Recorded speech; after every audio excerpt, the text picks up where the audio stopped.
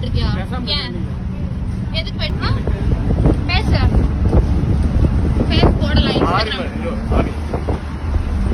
நீ சரக்கு போட்டுறியா? இல்லம்மா நீ ஏமா நீ சரக்கு போட்டா கை இந்த பக்கம் வரும், கால் இந்த பக்கம் வருமா? ஏன்டா டேய் ஏமா நீ என்னதுக்குறியா? ஐயோ நான் ஏமா நீ மூஞ்சியோட அப்படியே வீக்கணும்னு வெச்சுக்கோ. கண்ணாமணிக்கு திருக்கி வெளிய போட்டுற. படு கடுப்புல இருக்கறேன், படு டென்ஷன்ல இருக்கறேன் நானு. புரிஞ்சுதா?